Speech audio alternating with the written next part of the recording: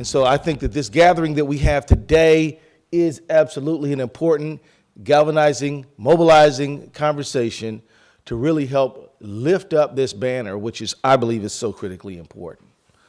I can tell you that the North Korean Human Rights Act, which was passed in 2004 under a Republican president, reauthorized in 2008 by the same one, and then reauthorized under a Democratic president in 2012, there is bipartisan support for human rights and refugees from North Korea. This is one of the few things we all agree on, and so we should take maximum advantage of this opportunity. My interest in North Korea really was sparked not that long ago. I have a good friend of mine who just happens to be a businesswoman, very savvy businesswoman, sharp, and she and I were working on minority inclusion goals in terms of construction. And Hyung, usually we just talk about the domestic scene and how business people here of color can get a better shot within the system. And like everyone, everyone is more than just what they present to us when we meet them, right? People are complex and they have a lot of elements to who they are. And Hyung said, I want you to know a little bit about me and my history. And she told me a compelling story that has stuck with me ever since. And because of that, when the opportunity to be with you here today came up, it was something that I was very happy to do and want to jump at right away, because I want to be part of the solution when it comes to improving human rights in North Korea and being there and being a friend and a partner to people who are struggling for refugee status in the United States from North Korea.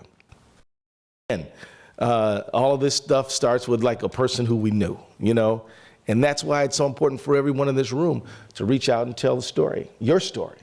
Don't say, I don't want to talk about it because it's a painful thing. Well, it may well be a painful thing, but the person who you include in your personal journey might be somebody who can help improve things. So tell the story, help lift up the banner.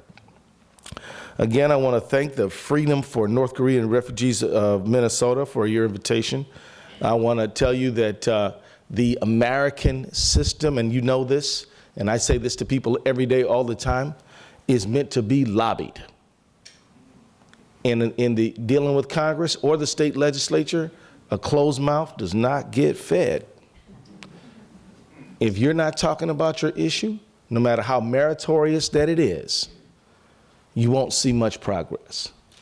And people who talk about issues that don't have much merit, because they're talking about it, they get the attention that they're looking for. So in this situation, where 23 million of our fellow human beings suffering under grievous oppression need our voices, if we organize, mobilize, and raise up the banner, we will make progress. We've already made some. We need to make a whole lot more.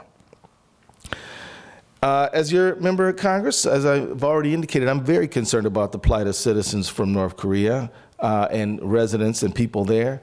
I've made it my business to read reports from international human rights organizations, talk with individuals who've been there, and really focus my attention on trying to learn as much as I can.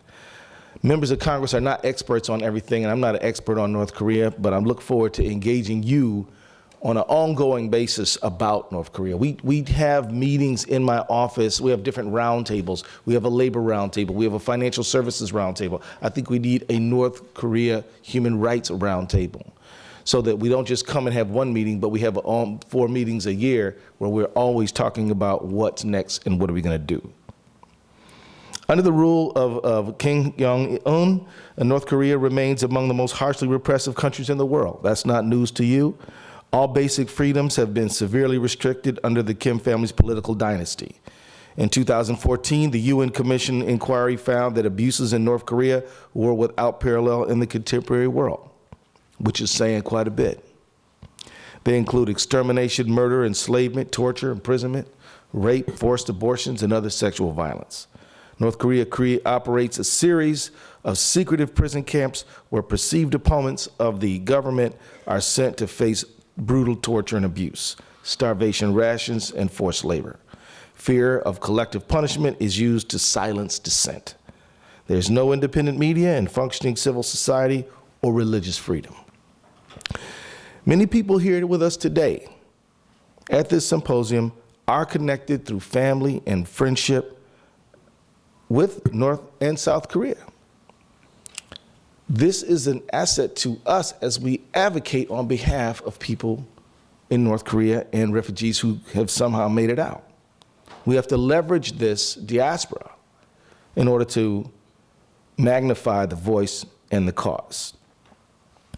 I want you to know that your fellow Minnesotans, your neighbors and friends, and your elected representatives are here to stand by you and will advocate for the basic human rights in North Korea and for refugees fleeing North Korea.